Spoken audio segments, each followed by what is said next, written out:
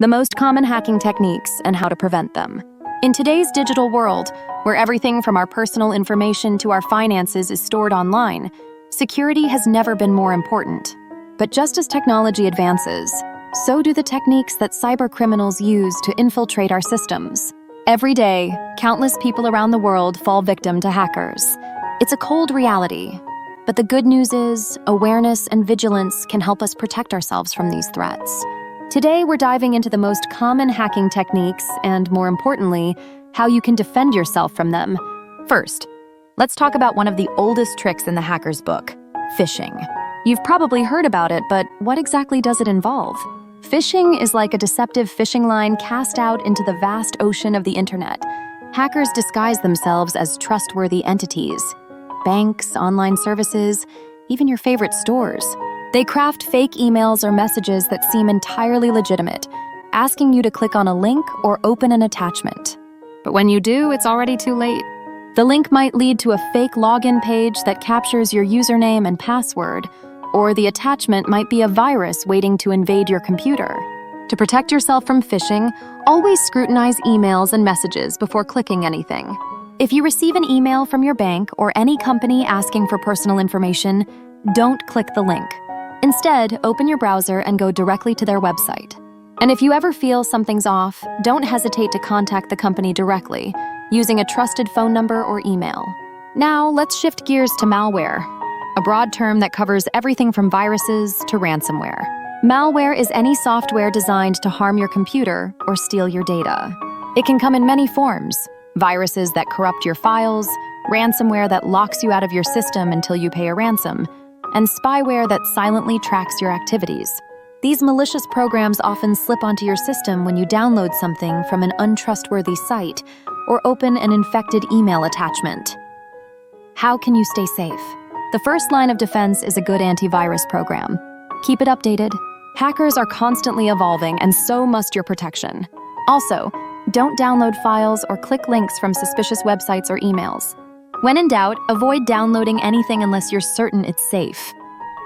Next, let's talk about brute force attacks. Imagine someone trying to guess the combination to a lock by trying every possible number until they hit the right one. This is essentially what happens in a brute force attack. Hackers use automated software to guess your password, trying every combination until they break in. The weaker your password, the faster they can crack it. This is why using simple passwords is a huge risk. How can you protect yourself? The answer is simple: strong, unique passwords.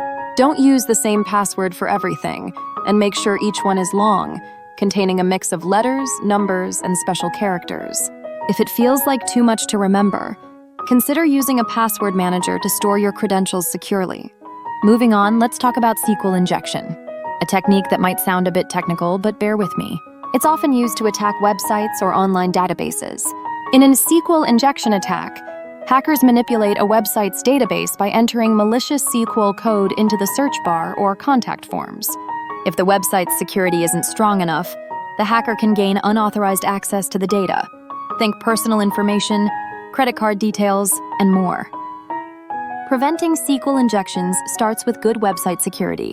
For businesses or anyone running a website, ensure that all forms and input fields are properly validated and sanitized. Regular updates and security patches are crucial in keeping your site safe. And as an individual, make sure you're only entering sensitive information on trusted sites. Next up is man-in-the-middle and MTM attacks. In this scenario, the hacker positions themselves between you and the service you're communicating with, whether it's your bank, an online shop, or even a friend. The hacker can then intercept your data, including passwords, credit card numbers, and personal messages.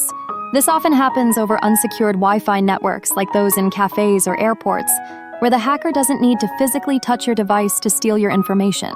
To prevent MTM attacks, avoid using public Wi-Fi for sensitive transactions. If you must, use a VPN, a virtual private network that encrypts your connection, making it much harder for hackers to intercept your data.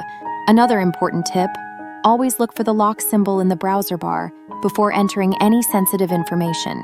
It means the website is using encryption, making it much harder for attackers to tamper with your data.